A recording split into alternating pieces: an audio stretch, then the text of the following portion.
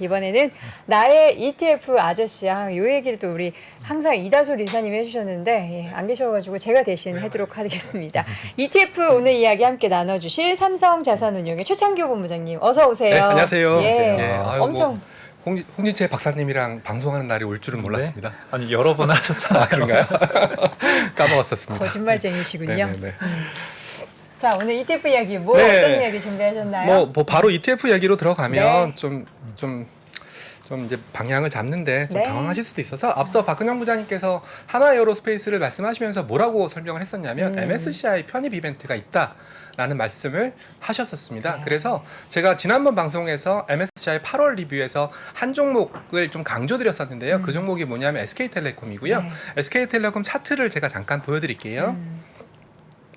SK텔레콤의 네네네. 이때 제가 이제 빨간색으로 네모박스 쳐놓은 날이 이제 네. MSCI에서 MSCI라는 지수는 항상 외국인 입장에서 봐야 된다. 외국인 입장에서 그 나라 주식을 사기 위해서 만들어 놓은 지수이기 때문에 외국인 투자자가 투자할 수 없다면 그 종목은 뺀다라는 네. 말씀을 드렸었고요. 대표적으로 한국에서는 KT나 SKT, LG U+와 같은 통신주 그리고 방금 말씀을 하셨던 네. 뭐 방위산업과 같은 주식 그리고 강원랜드와 같은 주식은 외국인 지분율 제한이 있는 종목들이거든요. 그런 종목들은 이 회사의 펀더멘탈이랑 상관없이 아이러니한 상황들이 계속 발생을 해요. 너무 좋아서 외국인들이 지분을 늘리게 되면은 지수에서 빠져요. 네, 굉장히 아이러니한 상황들이고요. 그리고 지수에서 빠지게 되면은 당연히 패시브 외국인들은 그 종목을 뺄 수밖에 없거든요. 그러면 또 그 홍진채 그 대표님처럼 액티브 하시는 분들이 또 사요. 그러니까 이게 패시브와 액티브의 가장 큰 차이가 아닐까. 네. 저는 뭐 패시브 쪽을 대표하는 입장이지만 SK텔레콤 나쁜 주식이라고 생각하지 않습니다. 그렇지만 이런 현상들이 일어날 수 있다는 점들을 반드시 펀더멘탈 플레이 하시는 분들은 좀 아셨으면 좋겠다라는 마음에서 요걸 첫 번째 꼭지로 가지고 와봤습니다. 네. 혹시 뭐 이런 경우에 홍 대표님께서는 좀 매매를 하시나요? 사시나요? 뭐 이런 이벤트가 발생을 해서 뭐 SK텔레콤이나 이런 종목들이 좀 기계적인 수급에 의해서 좀 펀더멘탈이 훼손되는 그런 현상이 일어난다면 뭐 그런 것들을 좀 매수 타이밍으로 잡으시는지 이게 좀 궁금하더라고요. 그러니까 MSCI에서 이제 제외가 돼서 네. 주가가 빠졌을 때 사느냐. 네. 제가 살 때가 되면 이미 남들이 다 샀더라고요. 그래요? 저는 그렇게 빠른 매매는 잘 못해가지고. 네. 네. 안 사시는 걸로. 네. 이미 다 샀기 때문에 안 사시는 걸로. 그래서 이제 제가 네. 이제 방송 때마다 강조드리는 게 ETF는 간단해요. 기초 지수의 룰에 따라서 그대로 복제할 수밖에 없고 물론 액티브 ETF는 약간 예외이긴 한데 네. 패시브 ETF들은 그 종목이 빠지게 되면은 그 종목 비중만큼 때릴 수밖에 없고 어느 날짜에 지수 변경 날짜에 맞춰서 때릴 수밖에 없기 때문에 가급적이면 제가 이제 한 6개월, 7개월, 8개월 정도 방송하고 있는데 이런 기본적인 기초 지수에 대한 룰은 좀 습득하시면 좀 도움이 되지 않을까 싶어가지고 계속 반복적으로 말씀을 드리고 있습니다. 네, 첫 번째로는 네. SK텔레콤의 MSCI 편입 관련해서 네, 말씀을- 외국인들의 수급 받고요. 예, 그다음에 이제 국내 지수도 좀 설명을 드릴 건데요. 네. 국내 지수는 딱 두 가지만 외우시면 돼요. 코스피 200, 코스닥 150, 네. 그리고 대중 소지수. 두 가지라면서요. 그러니까 두 가지라고 말씀드렸던 이유는 코스피 100이나 코스닥 150은 같이. 대표 지수니까 한 방에 묶으시면 네. 되고요. 대중소 지수. 그러니까 대중소 지수는 어떨 때 쓰냐면 이제 홍진채 대표님이 운영하시는 펀드의 수익률을 측정하기 위해서 벤치마크 지수를 줄 때 보통 코스피 100이나 코스닥 150을 주는 경우도 많지만 스타일이 좀 약간 소형주다. 또는 중형주 스타일로 한다. 네. 아니면 밸류 주식 스타일로 한다. 이럴 때는 벤치마크를 코스피 100으로 줄 수가 없거든요. 특히나 코스닥을 좀 투자를 유도하게끔 나는 자금을 집행하고 싶다. 이럴 때가 굉장히 고민이 많아요. 코스닥인데 코스피 200을 줄 수는 없지 않습니까? 그래서 그때는 뭐 코스닥 대형주 아니면 코스닥 중형주 이런 지수들을 벤치마크 BM으로 주는 경우가 많거든요. 네. 그래서 대중소 지수는 ETF는 아니에요. ETF에서 그 종목을 그 대형주 지수 ETF, 중형주 지수 ETF, 소형주 지수 ETF는 그 본진이 아니기 때문에 네. ETF 때문에 대형주, 중형주, 소형주가 중요한 건 아니고요. 제가 방금 홍 대표님 예를 들어드렸던 것처럼 기관 투자자들이 자금을 위탁해서 집행할 때 그때 그 벤치마크로 쓰는 지수가 대형주, 소형주, 중형주 지수를 많이 쓰기 때문에 그래서 아셔야 된다라고 말씀을 드리는 거고요. 얘는 코스피 100이랑 코스닥 150이랑 틀린 게 날짜가 틀려요. 예, 코스피 100이나 코스닥 150은 간단해요. 62. 예, 근데 얘는 39예요. 예, 그리고 MSCI는 14711. 그 외우는 거 어떻게 네네네. 외워둬야 되나요? 네네네. 25811입니다. 네. 258. 예, 제가 잘못 말씀드렸습니다. 25811입니다. 예, 그래서 그런 날짜들을 기억하시고 그리고 한국에서는 파생 상품이 좀 활성화되다 보니까 그런 지수 리밸런싱 날짜를 만기일에 맞추는 경우가 많아요. 네. 그리고 그 MSCI와 같은 지수는 말일. 예, 그러니까 해외 지수는 또 파생을 신경 쓸 필요가 없으니까 말일로 끊는 경우가 많으니까 그것만 기억하시면 제가 보기에는 굉장히 유용한 팁이 되지 않을까 싶고요. 이번에 3월, 9월이니까 지금 8월인데 8월 거의 끝나가지 않습니까? 이제 9월 대중소 지수 정기 변경에 관련해서 삼성증권의 전균 애널리스트님이 보고서를 냈어요. 그래서 잠깐 화면 띄워주시면은요. 네. 혹시 홍 대표님 여기 빨간색으로 글자 쳐진 거 보시면은 이런 대중소 지수는 등수거든요. 1등부터 100등 대형주, 뭐 101등부터 300등 중형주, 301등 이하 소형주. 그러니까 지금 무슨 말이냐면 시가총액이 막 치고 올라가는 그런 종목들이 대형주 지수에 편입되고 중형주 지수에 편입되고 소형주 지수는 뭐 편입이라는 개념이 없으니까 뭐 그런 일종의 가격 모멘텀 지수거든요. 그러니까 어닝이 좋아졌다 뭐 이런 개념은 아니고 뭐 어닝이 좋아지면 주가가 올라갈 거고 주가가 올라가게 되면 시가총액이 커지지 않습니까? 네. 뭐 그런 개념이라고 보시면 되는데 이렇게 단순하게 등수를 매기는 지수기 때문에 최근에 주가가 가파르게 상승한 종목이 중형주에서 대형주, 최근에 가파르게 주가가 상승한 종목이 소형주에서 중형주 이렇게 들어가는 경우가 많습니다. 그래서 일종의 가격 모멘텀을 이용한 지수다라고 생각을 하시면 될 것 같습니다. 네. 그래서 어떤 종목이 들어갈 것 같냐? 그래서 뭐 종목 대형주 나눠서? 지수에는 참고로 예상입니다. 아직 9월이 안 됐기 때문에 예상인데 현대미포조선, 펜오션, BGF 리테일, OCI, 현대해상 이런 종목들이 중형주에서 대형주로 들어갈 거고 네. 그리고 여기에 있는 종목 오히려 대형주에서 시가총액이 약간 부러진 종목들이 또 중형주로 내려가겠죠. 그리고 소형주에서 중형주로 올라가는 종목들도 있으니까 여기서 내가 갖고 있는 종목들 뭐 그 중에서 뭐 좀 중형주에서 대형주로 올라갔다든지 아니면 소형주에서 중형주로 올라갔다든지 이런 것들은 당장은 아니에요. 이거는 ETF에서 복제하는 게 아니기 때문에 기관들이 BM을 줄 때 이런 중형주 지수 이런 걸 쓰기 때문에 뭐 이런 것들은 그런 포커스를 맞춰서 좀 보시면 좀 좋을 것 같습니다. 이건 이제 예상되는 네, 거죠? 예상이고요. 네. 예, 아마 다음 주 정도 발표하지 않을까 싶습니다. 네. 다음 주에 뭐 발표하면은 알려주실 네, 거죠? 알겠습니다. 네. 네. 자, 네. 그리고 여기까지가 국내 지수고요. 또 해외 지수도 갖고 네. 왔어요. 예, 저 너무 생소하시죠? 해외 지수요? 네. 해외 지수 네. 최대한 따라가 보겠습니다. 네네네. 네. 자, 한국 투자자들이 가장 좋아하는 지수가 뭐냐? 제가 진짜 고민이 많은데 한국 투자자들은 코스피 100 안 좋아해요. 그럼 뭐죠? S&P 500 좋아해요. 미국 좋아하죠? 네, S&P 500 좋아하고요. 나스닥 100 너무 좋아해요. 네. 그래서 오늘도 개인들 수급을 보니까 S&P 500 ETF와 나스닥 100 ETF에 또 개인 수매수가 많이 들어왔더라고요. 근데 또 변동성을 좋아하는 ETF 투자자들은 또 홍콩 지수 좋아해요. 그래요? 네. 그럼 홍콩을 대표하는 지수가 항생지수, 보통 항생지수라는 지수가 있고요. 그리고 홍콩에 상장된 중국 국영기업으로 묶어놓은 지수, 항생 차이나 엔터프라이즈 인덱스, 네. HSCEI 지수. 그리고 항생지수 내에서 또 우리 기술주 좋아하지 않습니까? 테크 지수로 테크 종목을 모아놓은 항생 테크 지수. 이런 것들이 주류는 아닌데 개인 투자들께서 되게 좋아하시는 홍콩 지수 중에 하나예요. 그래서 요것도 9월 달에 정기 변경이 그러니까 분기 리뷰가 있다고 그러더라고요. 그래서 화면 잠깐 띄워 주시면은요. 네. 홍콩이 변동성이 큰가요? 네, 변동성 상당히 큽니다. 그럼 본토는 더 큰 거죠? 네. 아, 그리고 뭐 요즘은 그 성강뚱, 후강뚱 해서 홍콩 자금이 본토 투자하고 본토 자금이 홍콩 투자하고 그런 것들이 많이 이루어졌기 때문에 변동성의 동조화도 많이 이루어지고 있습니다. 네. 자, 화면 잠깐 띄워 주시면은요. 자, 삼성증권의 김미선 애널리스트가 중국을 담당하고 계시는데요.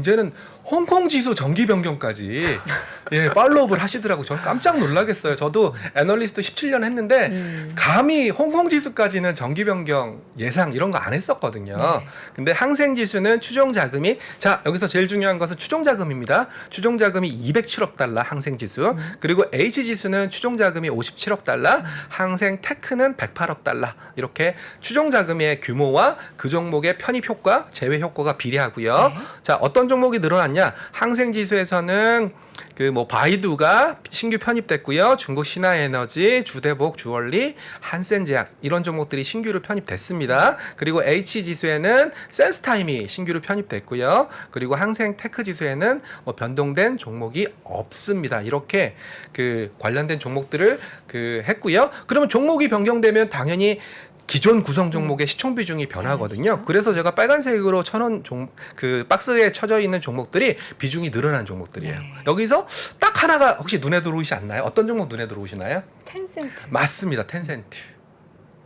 그래서 이번 그 중국 그 홍콩 관련된 지수의 정기 변경의 최대 수혜는 텐센트가 될 가능성이 높다라고 판단을 하고 있습니다. 그래서 오늘 또 제 개인들 ETF 수급을 쭉 보니까 또 항생 테크 ETF를 또 많이 사셨더라고요.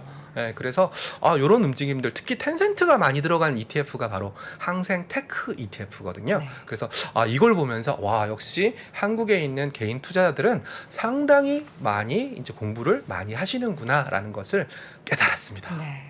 모르는 사이에 다들 어떻게 알고 다 투자를 하고 계시네요. 그러니까 이런 보고서가 나온다는 것은 네. 이런 보고서를 원하는 고객들이 있다는 있다는 거고 거죠. 아마 홍 대표님은 이런 거 재미 없으실 거예요. 패시브니까 재밌어요. 예, 패시브니까 재미 없으실 재밌어요. 건데 저는 이걸로 먹고 사는 사람이니까 한 번만 봐주세요. 네. 자, 새로운 ETF 네. 이야기를 또 해보도록 하죠. 친환경 네. ETF.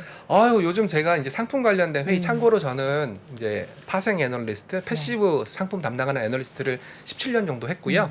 그 다음에 이제 삼성자산으로 회사를 옮겨서 삼성자산에서 ETF 세일즈와 마케팅과 ETF 상품 개발을 담당을 하고 있거든요.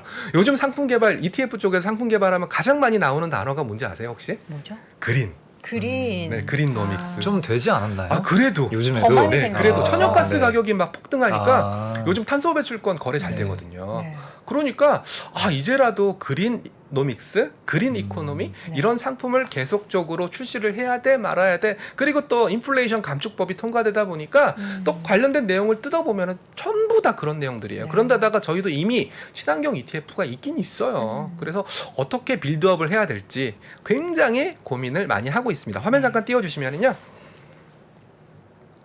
네. 예. 친환경 네. ETF 수익률. 워낙 뭐 언론에서도 뭐 친환경 ETF가 대세다라고 얘기를 하고 있고요. 실제로 친환경 ETF도 많이 나와 있어요. 그리고 친환경이라고 그냥 큰 범주에서 얘기할 수 있는 클린 에너지, 그리고 클린 에너지의 그 부분 집합이라고 할 수 있는 수소 경제, 뭐 이런 식으로 굉장히 많이 나와 있어요. 네. 그래서 요거를 잠깐 인플레이션 감축법 법안과 함께 뜯어보면은 여기 보시면은 윈드, 솔라, 스토리지, 예. 그리고 여기 또 보시면은 뉴클리어, 뭐 클린 하이드로젠 다 이미 어느 정도 우리가 좀 발 맞춰서 준비를 했던 그런 내용들이고요. 이걸 토대로 저희가 이제 굉장히 많이 분석을 하고 있는데 저희 삼성자산운용 투자리서치센터라는 리서치센터가 별도에 있었고요. 빨간색 박스 쳐놓은 것만 보시면 이번 인플레이션 감축법의 수혜는 중국 신재생 에너지 산업보다는 미국, 한국, 유럽의 태양광, 풍력, 에너지 산업이 수혜를 누릴 것으로 전망한다. 특히 탄소 포집에 대한 세금 공제 강화와 수소 생산에 대한 세액 공제.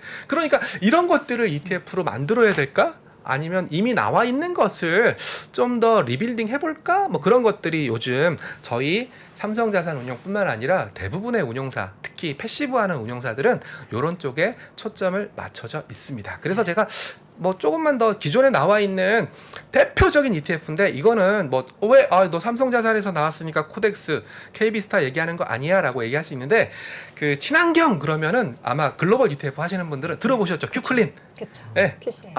아이클린. 이거는 아마 바이블이에요. 그러니까 저희가 뭐 강조를 안 하더라도 그 클린 에너지 쪽은 거의 큐클린, 아이클린. 그쵸. 그래서 아마 요 방송 보시는 분들이 큐클린, 아이클린 ETF를 똑같이 기초지수를 쓰고 있는 한국에도 ETF가 있다. 밤에 잠 안 자고 큐클린 매매할 필요 없다. 똑같군요. 밤에 잠 안 자고 아이클린 매매할 필요 없다. 기초지수가 똑같아요. 네. 그래서 한국에는 큐클린을 그대로 쫓아가는 코덱스 미국 클린 에너지, 그리고 아이클린을 쫓아가는 글로벌 KB스타 글로벌 클린 에너지라는 ETF가 이미 나와 있으니까 얘들을 한번 비교를 해보시고, 그리고 이들 ETF들이 어떤 종목에 어떤 비중으로 차별점을 두는지 요걸 보시면은 네. 뭐 클린 에너지 관련된 공부가 굉장히 많이 되지 않을까 싶어서 요거를 좀 정리해 갖고 왔습니다. 그 원래는 원자력은 클린 네. 에너지가 아니었잖아요. 맞습니다. 근데 최근에 그린플레이션 어쩌고 하면서 네. 좀 원자력도 친환경으로 넣어주자가 네. 됐는데 그러면은 저기서 기초지수에도 좀 원자력이 다 좀 편입이 되고 그렇게 바뀌었나요? 바뀌진 않았습니다. 아직까지 네. 기초지수 룰상에서는 네. 아이클린 같은 경우에는 아예 못을 박았어요. 한다? 신재생 관련된 매출. 신재생 매출. 관련된 매출이 25% 이상 있어야 된다. 이렇게 못을 박았기 때문에 당장 원자력 관련된 매출 기업이 들어오기는 좀 힘들어 보이고요. 그리고 큐클린 같은 경우에는 그 원자력이란 이런 신재생 에너지에 초점을 맞추기보다는 그거와 관련된 생태계, 뭐 예를 들어서 태양광이다. 그러면 우리 폴리실리콘을 떠올리시겠지만 태양광의 폴리실리콘을 바탕으로 해서 전기를 생산해서 인버터. 그리고 인버터에서 생산된 그러니까 전환된 전기를 스토리지 담는 이런 사이클을 얘기하기 때문에 당장 원자력이 들어오기는 무리다라고 생각을 하고 있습니다. 네. 자, 또 오늘 친환경 관련해서 ETF까지 봤는데 사실 저는 이제 미국을 직접 투자하기 때문에 QCLN 뭐 이런 종목 뭐 태양광 탄 뭐 이런 종목만 많이 알고 있었는데 그대로 복제한 ETF가 있다라는 걸 보니까 네. 한국 ETF 공부 많이 해야겠네요. 네네네. 그래서 쫙 저는 보도록 뭐 하겠습니다. 미국 ETF를 저도 많이 봐요. 굉장히 많이 보고 그거 거기에서 이제 좋은 아이디어가 있으면 가급적이면 한국식으로 좀 변환하는 아이디어들을 좀 많이 생각하고 있거든요. 네. 예, 그래서 뭐 계속 뭐 제가 틈날 때마다 뭐 제가 한국 ETF 담당이지만 네. 뭐 글로벌 ETF도 많이 말씀을 드리려고 하고 있습니다. 네, 알겠습니다. 네, 그리고 하나만 혹시 네. 시간 될까요? 제가 말씀해 지난번에 주십시오. 혹시 골드 현물 레버리지 얘기했던 거 기억나시나요? 그쵸. 예, 골드 현물 레버리지 지수가 등장을 했어요. 네. 그리고 그 지수가 등장하게 되면 저 같은 그 패시브 하시는 분들은 상품을 생각하겠죠. 레버리지 지수가 등장했다고요? 음. 레버리지 상품이 아니라? 네, 일단 지수가 있어야 상품이 상품을 나와요. 만드니까요. 근데 지수가 그냥 레버리지가 없는 지수가 있고 상품을 그거에다가 레버리지를 낀 그 네. 상품을 만들 수는 네, 있잖아요. 만들 수 있죠. 근데 굳이 지수단에서 레버리지를 넣는 거는 어떤 개념인가요? ETF를 만들겠다라는 개념입니다.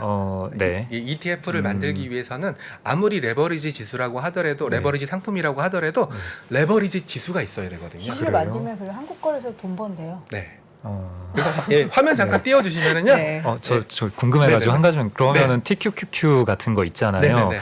그러면 그런 것도 그럼 나스닥 3배 지수가 있는 거예요? 미국은 틀립니다.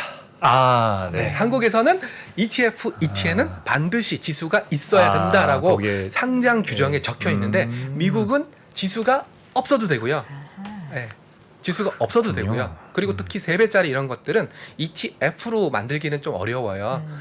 그렇기 때문에 ETN으로 수합 거래 형태로, 그러니까 대표님이랑 저랑 3배짜리 TQQQ를 계약을 맺고 거기에 해당되는 수익률만 주고받는 형태의 일종의 수합 거래 형태로 상품을 만들기 때문에 지수가 없을 수도 있습니다. 전 또 레버리지 만들면 돈 버니까 그래서 네. 만드는 줄 알았는데 우리는 규정이 있군요. 네, 그렇습니다. 네. 그래서 화면 잠깐 띄워주시면 제가 골드를 얘기를 좀 드려야 될 이유가 뭐냐면 네. 요즘 뭐 가장 화두가 뭐냐 그린이라고 말씀드렸지만 결국은 저희의 그 매크로적인 측면에서 화두는 인플레이션이거든요. 그래서 인플레이션을 해지할 수 있는 수단이 뭐가 있을까? 뭐니 해도 골드가 최고인데 변동성이 너무 낮지 않냐? 그래서 골드 현물 레버리지 지수가 나온 거고요. 참고로 홍 대표님, 골드는 3가지 방법이 있어요. 골드 실물 골드바를 사고 파는 방식, 그리고 골드 선물을 거래하는 방식, 골드 현물을 거래하는 방식. 근데 그 중에 현물 레버리지 지수가 나온 거예요. 그래서 요거 관련해서 제가 삼성 선물이 골드 선물을 좀 중계를 많이 하나 봐요. 네. 그래서 삼성 선물에 골드 시황을 담당하는 김광래 선임연구원한테 좀 보고서를 좀 달라고 해서 받아봤어요. 네. 그랬더니 이분께서는 골드 가격이 1,700불에서 기술적인 지지를 받았고 그리고 달러 강세가 좀 지속이 된다라는 부분, 연준 그리고 금리 그리고 또 인도랑 중국에서 결혼을 많이 한대요. 아, 그럼 금 많이 맞아요. 나타난다. 네, 이거 굉장히 중요한 카탈리스트거든요. 네, 코로나가 끝나고 많이 네네네네. 한 건가요? 네, 참고로 인도가 전 세계적으로 가장 금 장신구에 대한 수요가 많은 나라입니다. 그렇습니까? 네, 그래서 좀 골드 가격이 좀 강세로 갈 거다라고 예상을 했으니까 뭐 골드 현물 레버리지 지수도 뭐 아직 상품은 없지만 좀 보실 필요가 있지 않나 싶어서 마지막으로 가지고 와봤습니다. 인구가 많은 인도와 네. 중국에서 결혼을 많이 해서 금을 많이 수요를 네. 촉진시킬 것이다라는 부분들이 또 금가 가격에 얼마나 영향을 미치게 될지 네. 관련한 이야기까지 나눠봤습니다. 자, 오늘도 삼성자산운용 최창규 본부장 함께했습니다. 본부장님 고맙습니다. 예, 감사합니다. 감사합니다. 네. 매크로가 특히 올해 같은 경우가 매크로가 시장을 뒤흔들고 있어요. 올해 상반기 보시면 기업들이 잘 못했다는 얘기 안 나오죠. 드디어 3프로TV에서 오건영 부부장의 경제 강의가 출시됐습니다. 주가가 떨어지면 이유가 뭘까요? 보통 뭐라고 나와요? 인플레이션 때문에 떨어졌다 나와요. 그죠? 금리 인상 우려 때문에 떨어졌다는 얘기 들어보셨어요? 경기 침체 우려 때문에 떨어졌다는 얘기 들어보셨어요? 이게 뭐죠? 다 매크로예요. 매크로가 시장을 뒤흔들 때가 있어요. 시절이 태평하면 저 같은 사람들이 하는 얘기는 들을 필요가 없어요. 편안하잖아요. 그러면 그때는요, 바텀업 보세요. 포인트예요. 근데 시절이 하수상하잖아요. 시절이. 그럼 뭘 보셔야 되죠? 매크로 쪽에서 나오는 아이디어에 조금 더 주목해서 보실 필요가 있다라는 점. 요걸 좀 기억을 해주시면 좋을 것 같습니다. 3프로TV 경제대학 오건영의 경제를 보는 눈 신규 출시 기념 8월 31일까지 얼리버드 특가로 만나보시죠. 지금 바로 영상 아래 댓글을 확인하십시오.